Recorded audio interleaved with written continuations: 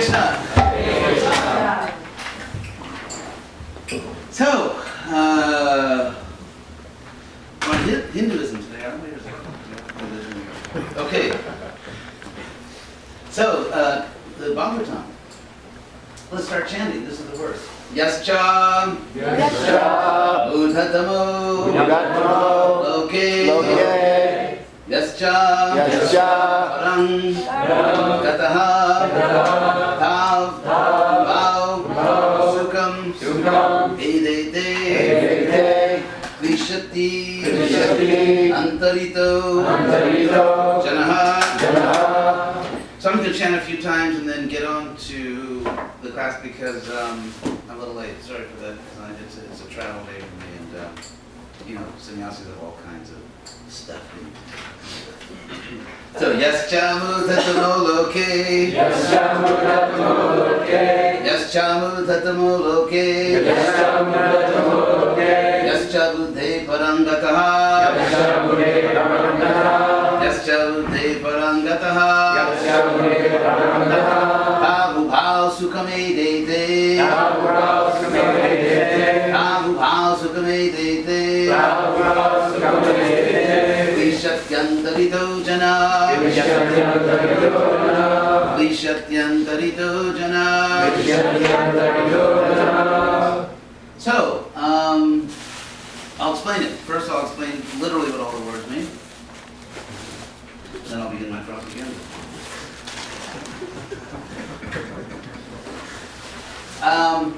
Could we have the Sanskrit again? Because I just want to give me a Sanskrit. Okay. Yascha means and one who. And then mudha means foolish. We have many pejorative translations of that word. It actually comes from the Sanskrit root mu, which means to become confused or faint. And actually, ironically, you can have a positive sense in other forms of that verb, like, for example, moha, which can be bewildering or mohana or enchanting, like mohini murti, enchantress. But in this form, as the past passive participle, it means bewildered, confused, and in that sense, foolish. And so, tama, the word tamo is a Sanskrit suffix which means most, like the superlative degree. So mudha tamo means most confused, most bewildered, most foolish. Loke, in the world. By the way, the word loka, we still have in English from the Sanskrit directly in words like locale or location and so on. Locus, the Latin locus. So in ancient India, real estate agents would say three most important things are loca. Location. You get that. So Yascha, and one who is most foolish in this world, and one who, Yascha, Bhute Parang Gataha, one who is gone, Gataha, Parang, either to the highest point of intelligence, Bhute means of intelligence, or one who's even gone beyond intelligence. Intelligence here, of course, being used in the sense of one of the 8 great components of life in this world. There are the 5 gross physical elements: earth, water, fire, air, and sky, or space, and then the 3 cognitive elements: mind, intelligence, and false ego. So Krishna also says in the Bhagavad Gita, I think the end of chapter 2, that Evam Budhe Parang Budva, one who has intellected beyond intelligence. One who has it's very interesting. In other words, the proper use of intelligence is to find its own limits and then go beyond them. Evam Budhe Parang Budva, thus having intellected to what is beyond intelligence. So here, Budhe Param, Krishna said, Evam Budhe Parang Budva. So Budhe Param, if we take it in the Bhagavad Gita sense, it means going beyond the material faculty of reasoning. And of course we know Krishna conscious knowledge, the fact that God is a blue covered boy and all that, it's not something you can figure out just by doing math or logic. It's because the reason you can't figure this out with your human reason is very simple. That in a sense, when we use our human reason, especially in a sense of doing logic or any type of ology, any type of science, then we're trying to find logical relationships between things in the sense of causal relationships, like this causes that, that causes this. It's just like, let's say you're studying why did World War II happen? And so you have to find a chain of causes and effects that led to it. And so, or this is especially true in determinate sciences, sciences where there's no free will involved, apparently, like physics or chemistry. We won't go into the particle wave thing. But in the case of Krishna, because Krishna, bless you, don't do it again. So, obviously, the more someone has free will, and the more intelligent one is, the more you can't predict what they're going to do, because it's like you couldn't predict what I was going to say today. You knew I would cause trouble, but you didn't know how. So, the idea is the more someone is intelligent and the more creative they are, the more you just don't know what's coming next. And so because Krishna is supremely intelligent and supremely conscious, you cannot find just a chain of causality that leads back to Govinda. Because if it were true that you could just study this world, you could do what's called natural theology. You could study nature and derive logically or discern logically just by studying nature what God is. If that were true, then Krishna's actions, like he creates the world this way and that way. He made the sky blue. Could have made the sky pink. Maybe in some worlds he does, but he made the sky blue. And why? Because he has his own artistic taste. So when someone is acting freely, their acts are not necessary. Krishna doesn't have to make the sky blue, because if he had to make the sky blue, it wouldn't be a free act. He wouldn't be choosing to do that. It's like if someone pushes me and I fall forward, I didn't choose to fall forward. It was a necessary movement through space because of a causal chain. So you have this tension between freedom and necessity. The extent to which you are conditioned. For example, let's say someone's addicted to some drug. You have to take, well, not you. Person addicted has to take the drug. They're not choosing to do it. They're forced to do it. And that's why certain activities are sinful. Precisely because they destroy freedom. It's not just because, ancient Hindus were really prudes or something. That's not the idea. It's actually scientific that if you freely choose an activity which will destroy the very freedom that made the choice possible, then it's a self-destructive choice. So if you think of our four activities, we know there are sex addicts, there are drug addicts, there are certainly gambling addicts, and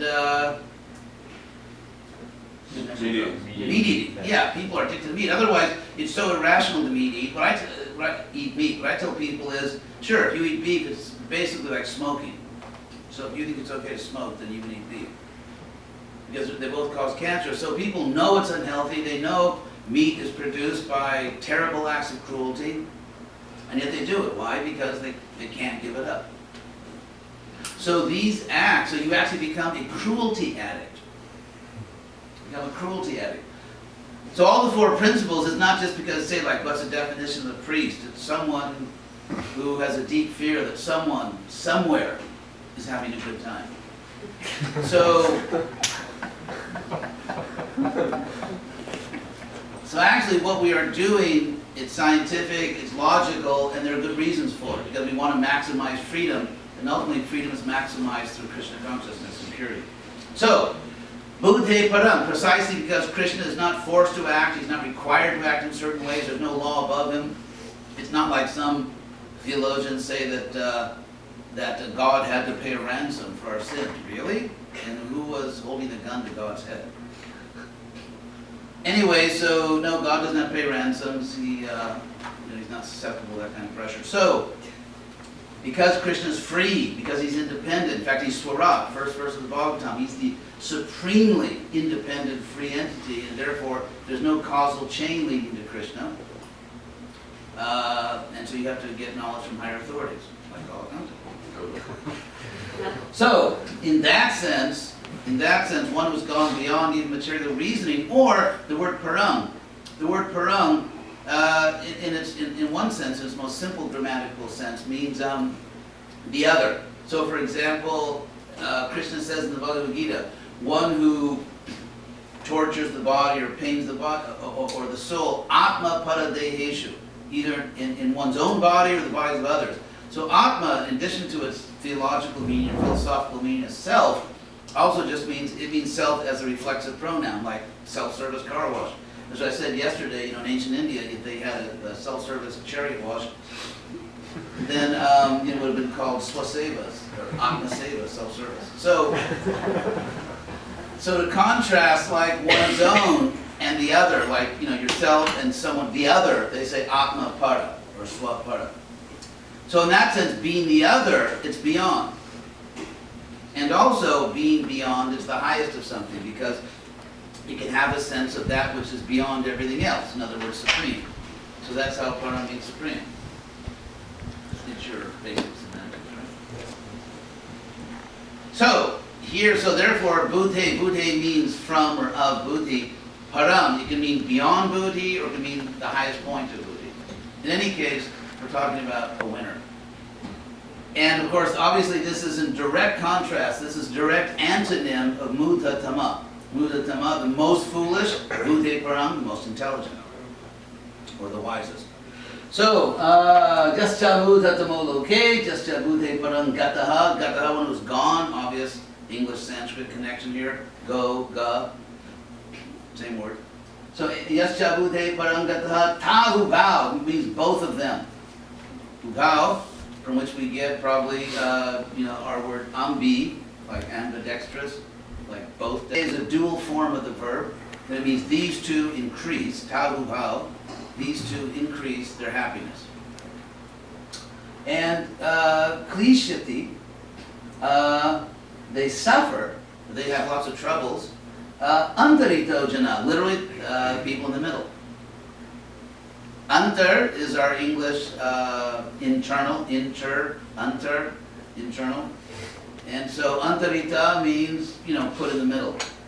So people in the middle. And jana we also have in English as like gentry, or Sanskrit janta, our English gentry, Latin gente, which means people. Gente is Sanskrit janta, and Gentiles people, and so on and so forth. Or even also related to this, it's actually Jan is from the root Jan, which means to take birth, like Janma, Janmashtami.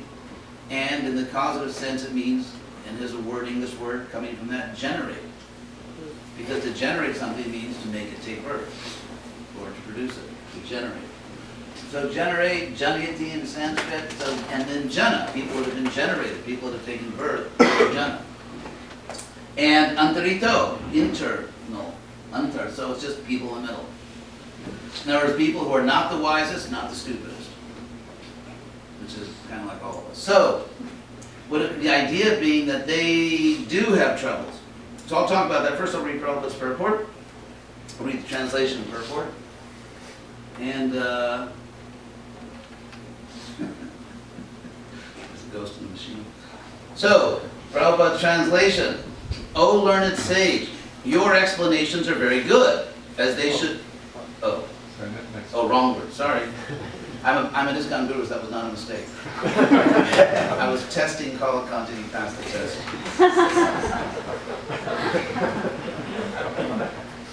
You know the rules, right?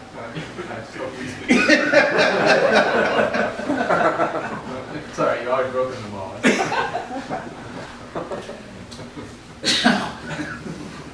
So the translation. Both the lowest of fools and he who is transcendental to all intelligence enjoy happiness, whereas persons between them suffer the material pangs. Klishati, suffer the material pangs. So, Prabhupada's purport, the lowest of fools do not understand material miseries. They pass their lives merrily and do not inquire into the miseries of life. Such persons are almost on the level of the animals, and Prabhupada's being generous here. Such persons are almost on the level of the animals, who, although in the eyes of superiors are always miserable in life, are unaware of material distresses. A hog's life is degraded in its standard of happiness, which entails living in a filthy place, engaging in sex enjoyment at every opportune moment, and laboring hard in a struggle for existence. But this is unknown to the hog. The hog thinks life is good. You know? I guess hogs don't say, I'm bringing home the bacon because that would be good. So, similarly, human beings who are unaware of the miseries of material existence and are happy in sex life and hard labor, and that's true, like I'm from LA, Tinseltown, and people work really hard in the traffic, forget the traffic, so, and you think, I'm in LA, I'm in Southern California, but like they work so hard because everything's so expensive. There's this constant anxiety, unless you're like really endowed, unless you really have money. Everyone else is just working, slaving away, no one has time, running here, running there, and so it's actually very hard labor.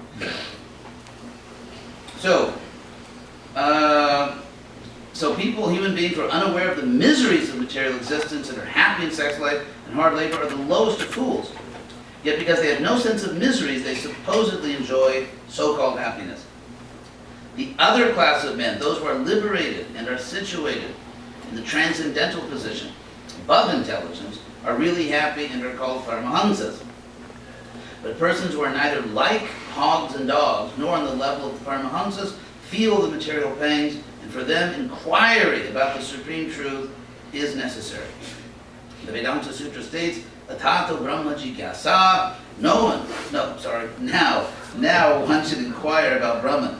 This inquiry is necessary for those who are between the Paramahamsas and the fools, who have forgotten the question of self-realization in the midst of life and sense gratification. Prabhupada Gita. So this is the middle club, right? Not the highest Paramahamsas and not the greatest fools. So this anxiety we feel, it's, for example, in your body, if you look at the way the universe has been designed, when you feel some pain in your body, it's a signal. That means your body is trying to get your attention. Because what if, let's say, there was something wrong in the body and it didn't hurt, or it didn't feel uncomfortable, or it didn't feel strange, like I don't usually feel that way. There'd be no signal. There would be no signal. It's just like the yellow light starts to flash when you're driving, the red light is coming. So pain and suffering is actually a warning system. Or sometimes we feel mental pain. We may behave in certain ways. We may treat other people in certain ways. We may treat ourselves in certain ways. And then we're unhappy. Again, it's a signal like you wake up. When you're driving, and a lot of times on high-speed roads, they have those bumps between lanes, or they have these grooves in the shoulder of the road to wake you up. You're going out of your lane. You're in danger. So, or like they have, there's all kinds of warning systems. You get a flashing light on your computer. Your computer will explode in 18 seconds. So those are cell phones. So you don't get a warning. Samsung. So so Krishna has created the world that way for our benefit. And so suffering leads some people to become hopeless or depressed, whereas it really should lead us to action. It should activate us. It should make us more dynamic and determined to eliminate it. Now it's interesting, this gets into an important distinction between, let's say, serving Krishna for material motives and simply crying out to Krishna because you're stuck. For example, if you look at the residents of Vrindavan, they're pure devotees. They're the residents of Vrindavan. They're Krishna's personal associates. And yet, when there was a forest fire or a flood or a great demon, they cried out to Krishna. Does this mean they actually had material desires in their service to Krishna? No. When we say don't serve Krishna with material desires, it means you actually have a plan. Like, I remember one time I was staying with a devotee and a picture of a luxury car on the wall, and I said, oh, really? That's interesting. Yeah, I'm meditating on getting that luxury car. So I mean, we don't chant japa, meditate on luxury cars, or trying to get some position, or Krishna, if you really care about me, give me that person. I want that person, or something. That's a little crass. So, we don't worship Krishna trying to get material things. On the other hand, sometimes in life, there are events that are so shocking, they're so difficult, that you just cry out to Krishna. It doesn't mean you're systematically trying to exploit Krishna for material things. It doesn't mean your devotional service is materially motivated. It just means, oh my God, help. It's like normally, ladies and gentlemen, don't scream in public. But if there's some real danger, you scream, help, or something like that. So there are certain events which so shock the nervous system, or which are just so terrifying, or just so difficult. You're literally at just, as they say, at your wit's end. Wit, by the way, from Sanskrit wit, which means it's the verb to know, Veda. So when you're at your Veda's end, in the sense that then you cry out to Krishna. So just crying out to Krishna when it's just beyond your endurance, it's just overwhelming. That doesn't mean you're materially motivated. That actually can be pure devotional service. The example we have is the residents of Vrindavan. Another aspect here of suffering, and also, we should be smart. Like if, for example, let's say you're sick, and then someone says, you can take any medicine. No, I'm not going to the doctor, I'm taking any medicine because I just want to depend on Krishna. That's obviously that's foolish. Krishna sends us doctors and medicine. You know that joke about the person who rejected Prabhupada. I won't punish you with jokes you've already heard. I have my own original material. I pay a lot for it, but it's worth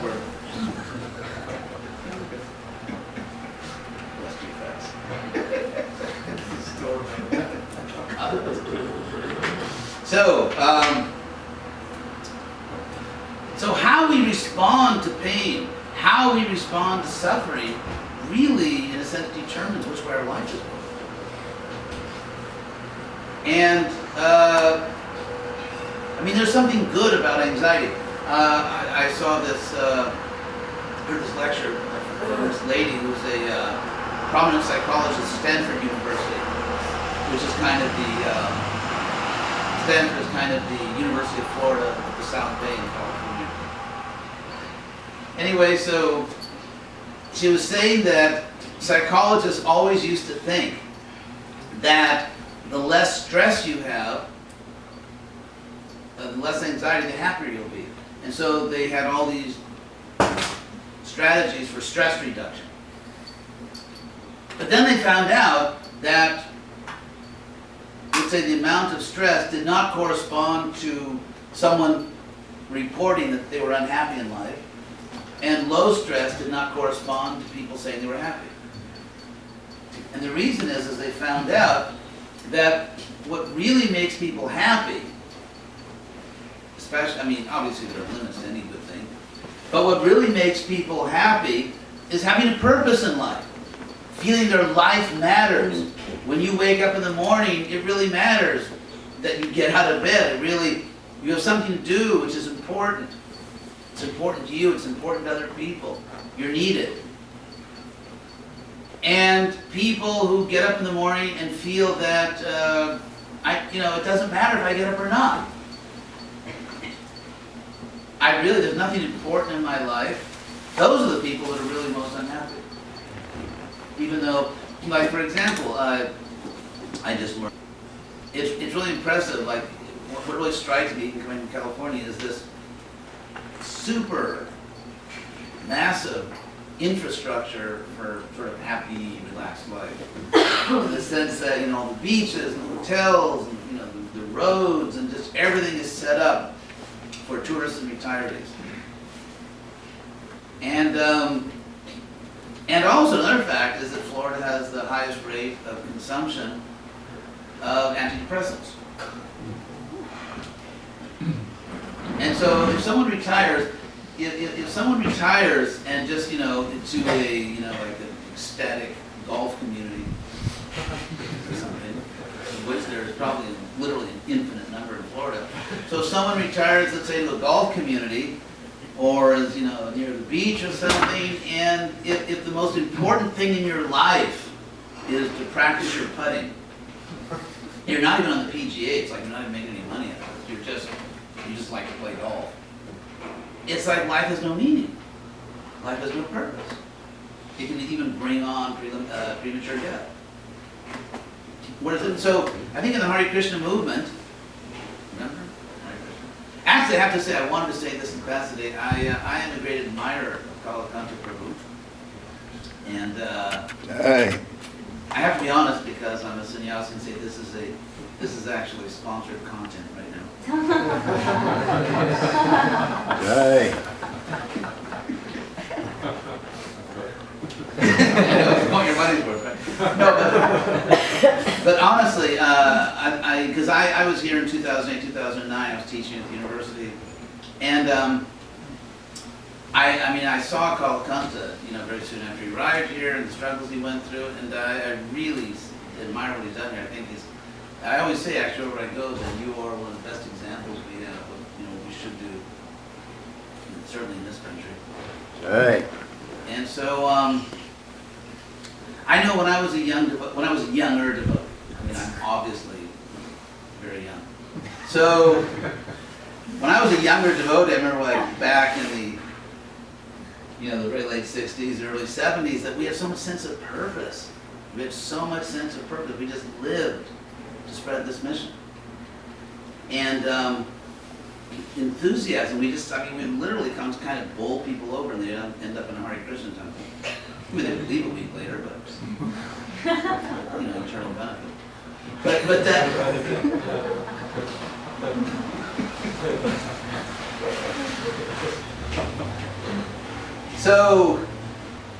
but that enthusiasm, and so if you're not happy in life, or you're not as happy as you'd like to be, there's a simple solution.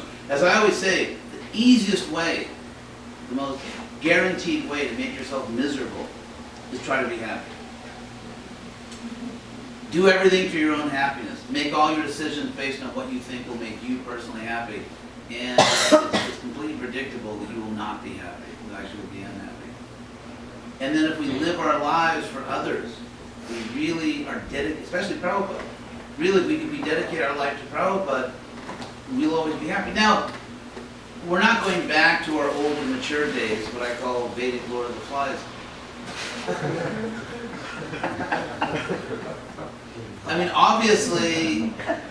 Obviously, the early days of the movement, to say we were immature would be to say little. We were, what's like 3 degrees beyond immature. And so it was like, if you take care of your body, you're in Maya, because you're not the body.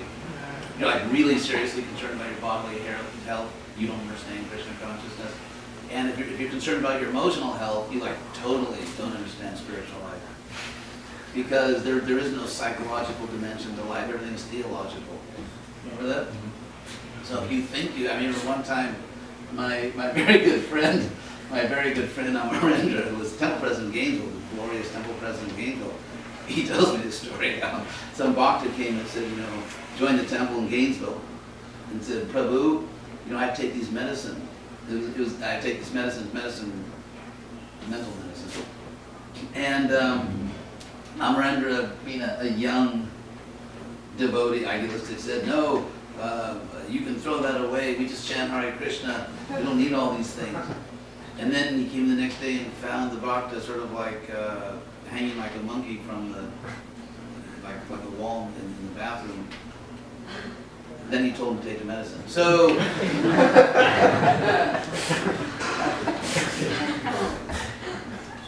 Prabhupada was once asked, what if you have some kind of psychological, emotional thing? Prabhupada said, when your body's sick, you go to the body doctor. When your mind's sick, you go to the mind doctor. So, but the idea here is that we were very mature, and we went to extremes of self-denial, self-abnegation. Like, if you even think that you have a propensity in life, like serious devotees don't have propensities.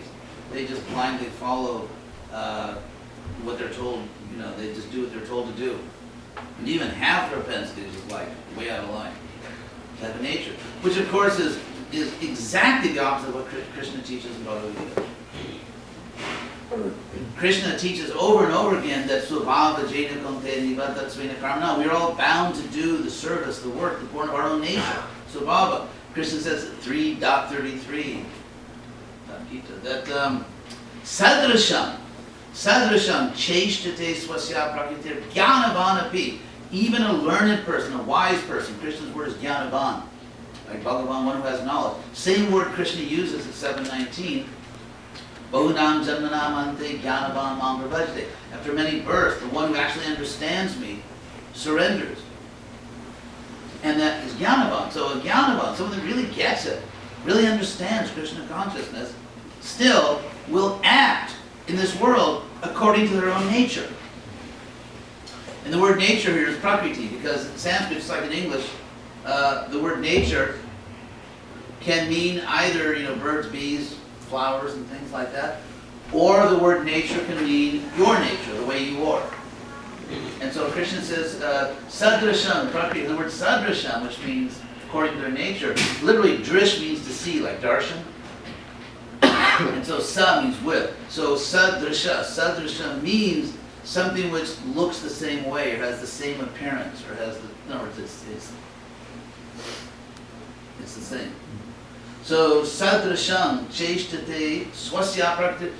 And then Krishna makes this universal statement that prakritim janti bhutani, literally, living beings go to their nature. Living beings go to their nature. Prakritim janti bhutani. Nigraha means repression. Grah in Sanskrit is, of course, the English word grasp. Grab, or grab. There's actually an older Sanskrit word grabha. G-R-A was grab, which means grasp. So ni means down, like grabbing or taking down, which we translate repression. So nigraha kinkarishati, kin, what will it do? Kiara.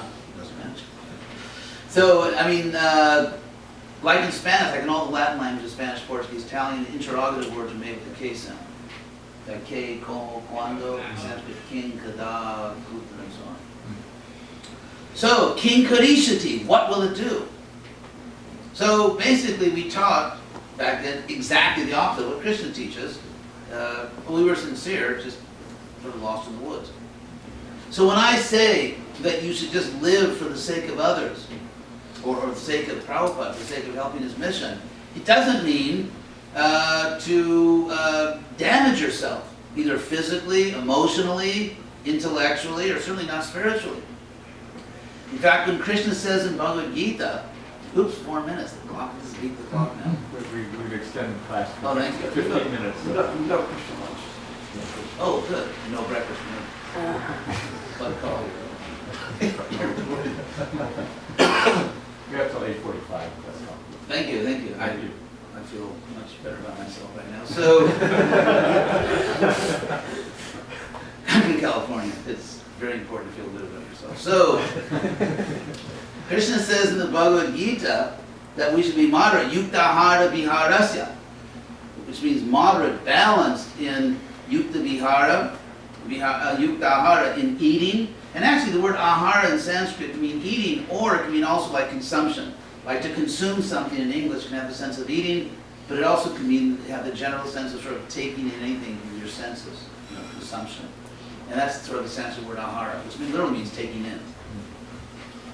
Hara, like, so yukta ahara, so moderate in whatever you take in, like eating or other things. And then Krishna says, this will really please you.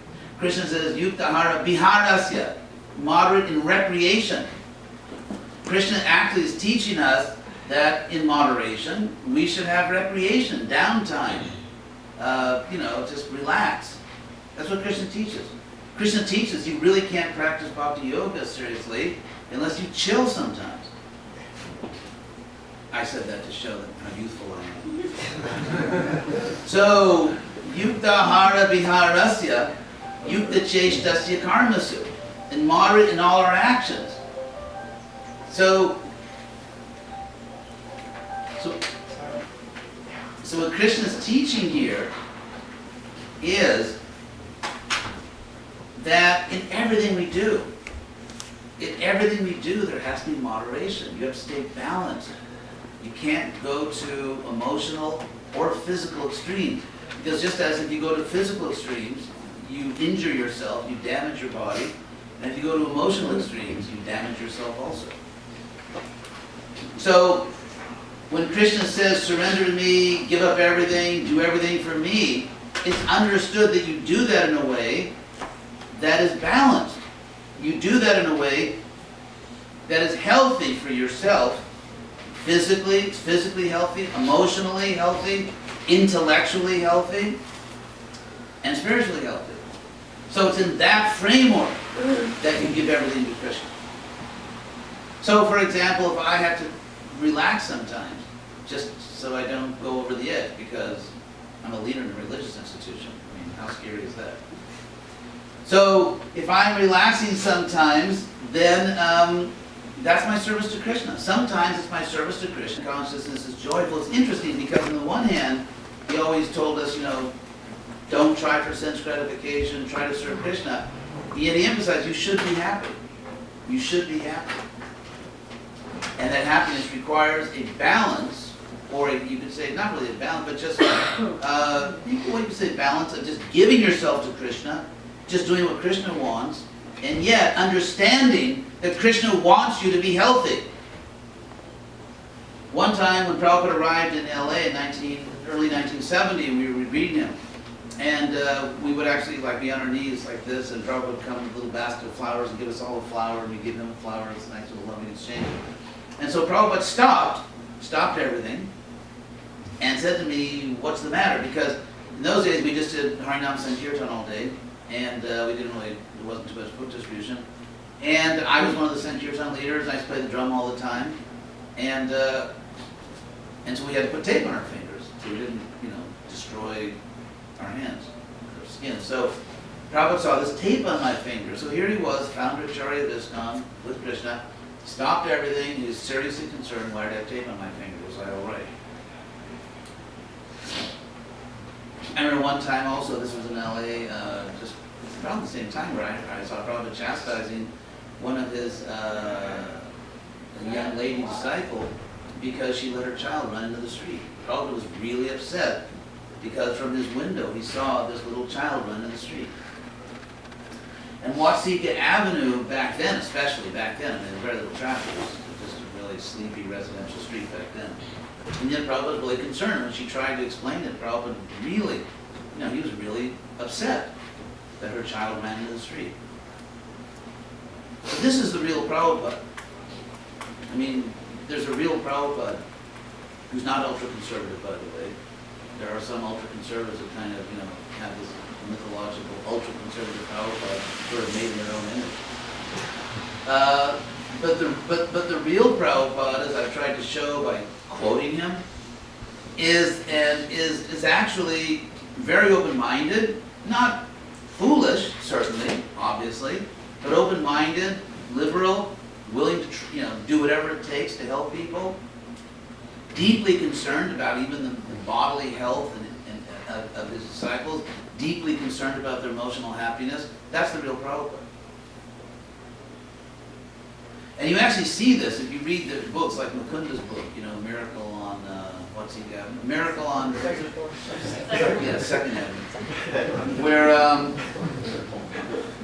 you actually see this where the relationship, because back then, everyone knew Prabhupada.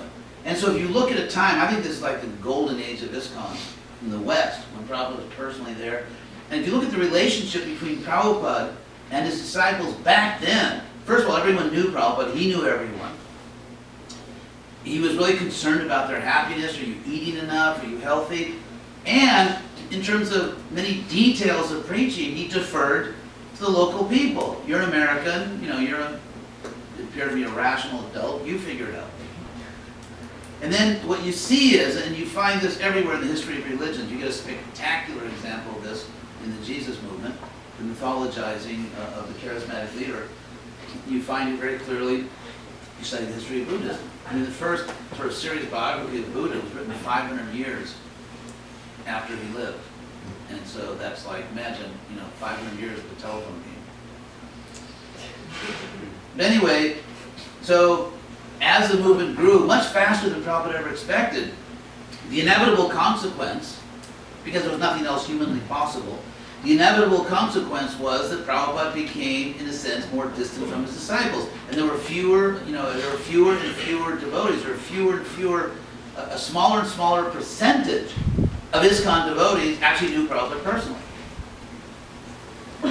Smaller and percentage of ISKCON devotees knew Prabhupada personally. So apart from his books, which are obviously theological, so everyone knows what Prabhupada said in his books, although some people ignore selectively some things from Prabhupada's books. But still, everyone depended on stories. I mean, I had personal experience that for several years, I would tell my Prabhupada nectar, yeah, I did this, and Prabhupada said that, and I said to Prabhupada, he told me. And I would actually tell stories of my own encounters with Prabhupada. And then years later, I would actually read a transcript, and it was a little different than what I remembered. And this was my own story, where Prabhupada was talking to me. And that was a common experience I had. I've heard stories from even, say, from Latin America back then, where I walked on water. That was the least of what I did. that was an off day. Multiply the loaves and the tofu fishes. So therefore, a lot of, let's say, Prabhupada, obviously we have biographies of Prabhupada, we have his books, we have this massive documentation of what Prabhupada taught, so you can't change that. But there's a tendency, first of all, even when Prabhupada was here, disciples didn't read his books very much. I mean, I personally did. I want to give myself that credit and a big hug. So, but I remember many times Prabhupada in classes would chastise disciples, saying, "You don't read my books." And so I found that, even very senior people, they can say things, and you look what Prabhupada said, and this is not a match.